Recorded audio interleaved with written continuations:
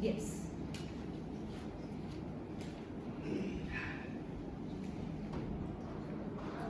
Respected Chairperson and everybody present over here, a very good afternoon to everyone. My name is Punam.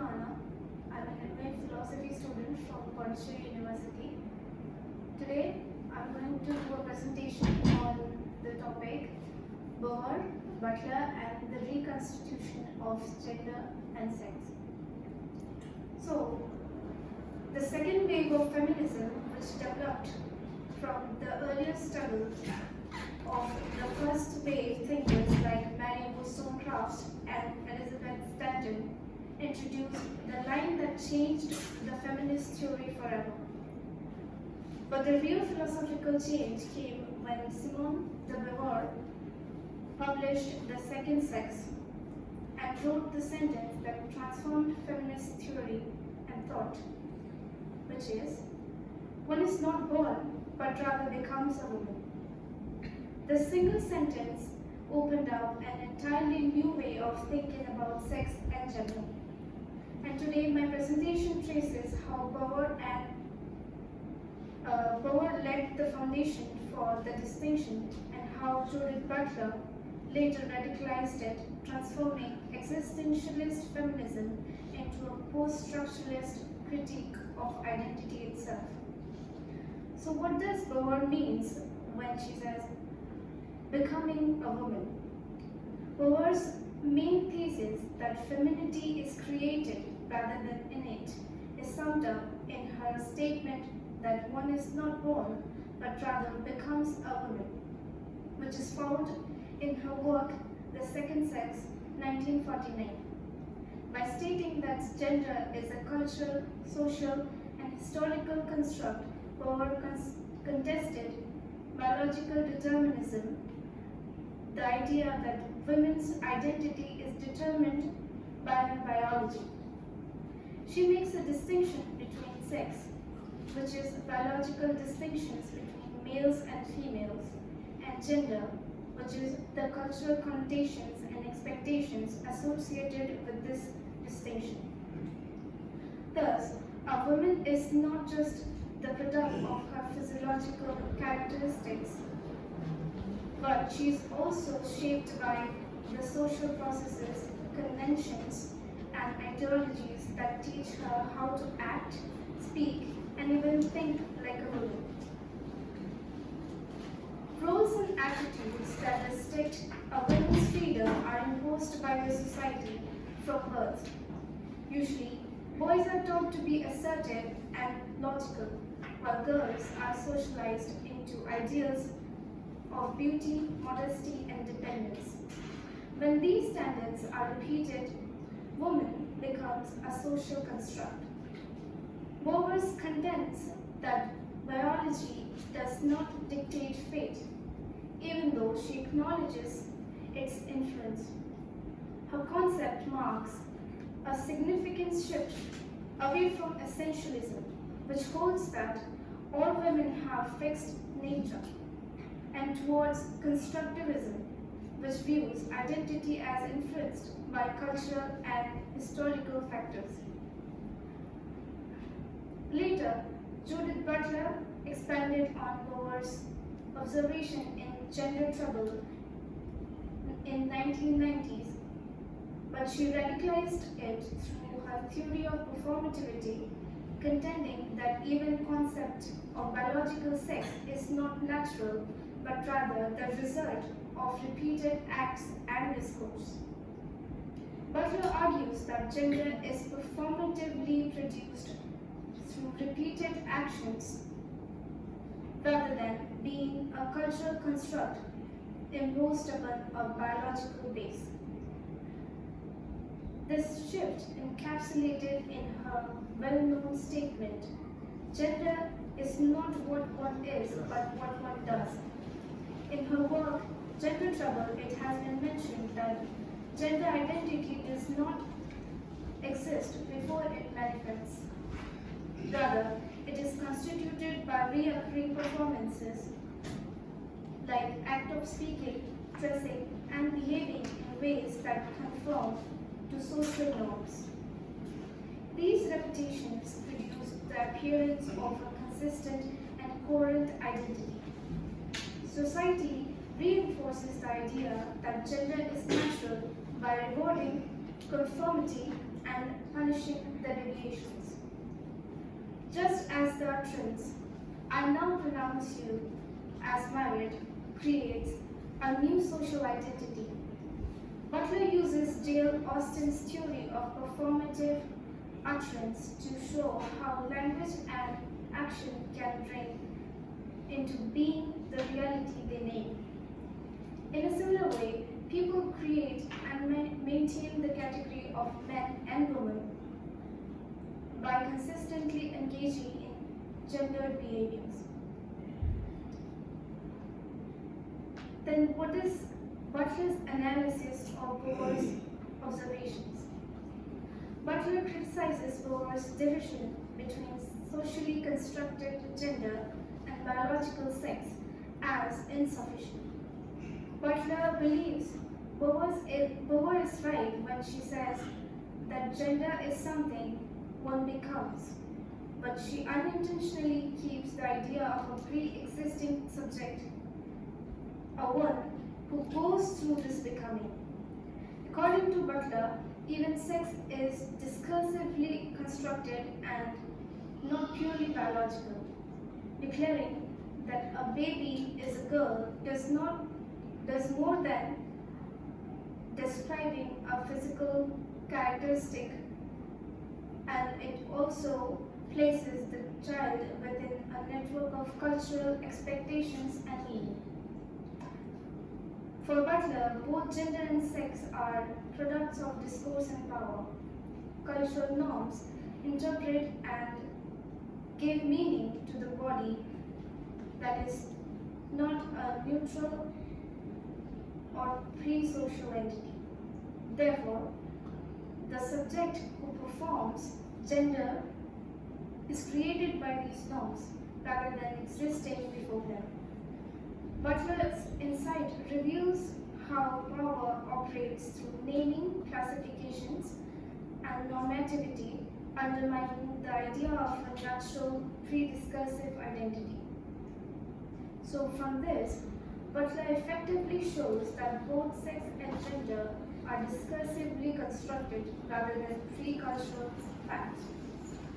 Intersex variations, chromosomal diversity, and changing medical classifications demonstrate that given sex is historically and culturally variable, supporting her claim that it is not a neutral biological category. Butler explains the apparent naturalness of gender through its constant reproduction in performative citational acts and shows how repetition opens spaces for disruption, which is seen clearly in drag performances, which exposes gender's imitative structure, which can be manipulated and exaggerated. Critics like Benby and others argue that Butler risks neglecting material realities such as sexual violence, reproductive constraints, and labor inequality, fearing that fully discursive account undermines feminist politics. But Butler responds that they do not deny bodily materiality, rather argues that materiality is always interpreted through discourse. In doing so, she extends Beauvoir's insight by explaining not only that gender is constructed, but how it is constituted, and by showing that sex too cannot be separated from cultural and normative processes. As Butler writes, sex is already gendered. So, in conclusion, we can assert that Beauvoir's assertion opened the philosophical space to rethink identity when she wrote, "One is not born, but rather becomes a woman." She reveals womanhood as cultural and existential constructions. Judith Butler extends and transform this claim. Butler's intervention extended this shift by introducing core and post-structuralist perspective that challenges the stability of labels like women and men. By developing the theory of gender performativity and drawing on Austin's speech act theory, Butler argues that gender is not a stable identity but a continuous performance, and that sex itself is not pre-discursive but a normatively produced category. The subject emerges through repetitive citations of norms. In doing so, Butler shifts feminist theory from Beauvoir's existentialist framework to a post-structuralist understanding of identity as discursively constituted. Together, Beauvoir and Butler shows how the sex and gender are not natural facts but historically produced constructs, open to critique, resistance, and transformation. Taken together, they represent a philosophical shift from essence to construction, from being to doing, and they encourage us to see gender not as fate but as a dynamic field of possibility and change. Thank you.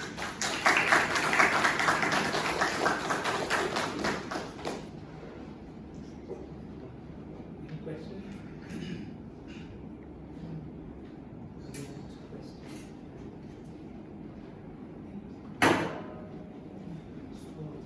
Whatever you explain Butler philosophy, so Butler philosophy, you projected in a only optimistic way, not any pessimism you don't show them. Sorry? I can hear you.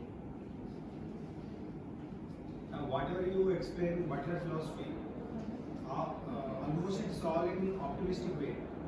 You are not shown any pessimism, and so is it the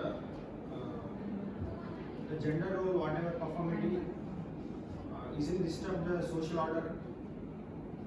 Like there are critiques that say Beauvoir is more about identity and subjective thing, and not about materialistic. You can take it as a negative point. So is it will disturb social order? So it is directly related to morality. It will directly connect to morality. So How does it disturb social order? because Butler is saying whatever we whatever we do the action, it will turn into idea and it will turn into as a But that gender. performance is not deliberate. Deliberate means Meaning the performativity of the individual is not deliberate. Is conditioned by The society and culture. no, Butler is directing to individual, like you don't have to follow the existing thing. Whatever you are doing, that is turning into the gender role. That is a criticism of Beauvoir, right? He is criticizing Beauvoir in this point of view only. Butler. So is it? It is directly. I am saying it is directly connected to morality. So is it? How Butler justifies that thing? how is it connected? Sir, Butler is directly saying whatever the individual perform the actions, that will turn into ideas and that will become the gender role of the individual. No. So what? Can you clarify it a little bit? And the other thing I want to say is, it's not always very easy to, to categorize things in optimistic and pessimistic. Yeah. Philosophy, what we can talk about is complexities or difficulties.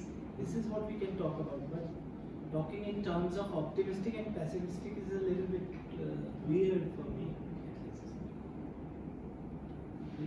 Can you get what? Are you understanding what I am trying to say? Yes, sir, I am understanding. You can ask about what are the difficulties in her discourse, or what are the complex issues which her philosophy raises, Judith Butler's. Yes, sir. But immediately categorizing some philosophy or distinguishing. I'm actually, sir, I'm not categorizing. Okay. So performance is directly connected to morality of the individual, because Butler is saying performative construct the gender role. So the performative means what the individual does, that will becomes a performative. So performative is directly connected to morality. So how Butler justifies the morality in the point of view of this performative and all? And that's the whole point. That you see, for moral judgments, one should be free. There must be free will. But Butler is arguing, she is saying that our whole personality or the identity is actually constructed. It's a construct. So how a man or woman is free actually? If it is a social construct, then how can you pass moral judgments on such actions? Or would you like to respond to? Like I mentioned one sentence, that when you are saying it is a girl, there that baby or the child doesn't know that you are imposing any sort of constructed or socially sanctioned norms and principle on her. When you're saying it's a girl, that girl part has more than that girl part is explaining more than just the physiological characteristics of a girl, of that child. So in that case, how can you make that child a subject to morality? Just want to interview, but I'm not talking about here female perspective or male perspective. I'm talking about the journalistic perspective of morality. Morality and performative. So let us not turn it into a long debate. If there is, yeah, you want to say something? Thanks, Punam. Just for one response. So the main critique of Butler is about against Beauvoir. Is about dismantling this sex gender distinction. Right? So when it comes to Butler, it's about sex is already gendered. So I'm just asking your response. Are you really thinking that Butler's claim that sex is already gendered, that this distinction between gender and sex is collapsed? Do you think our argument is sufficient? I'm just asking, is Butler's argument to say sex is constructed, that argument is sufficient enough to claim this? The only thing I could find is that sentence. Sex is already gendered. But I don't think it's sufficient to say. Say sex is constructed. Again, like I'm just asking your perspective on that matter. So, agreed that sex is different from gender, but how, let's say, if we are interacting with children, right? So, it is so naturally inherent in the way we talk to kids that those gender roles get, imbibed and taught to them. So, how would you envision a school teaching to kids which is as free as it can be of gender roles? I think it starts from the simple things like even dressing. When we're sending kids to even kindergarten, the girls are wearing skirts and the boys are wearing pants. So we can start from there only. And even when kids want some toys, we're giving toys as per their gender or sex. So even there, from there we can start also.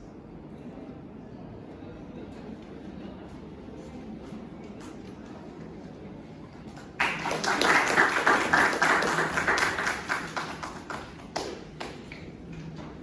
speaker, Lurisha.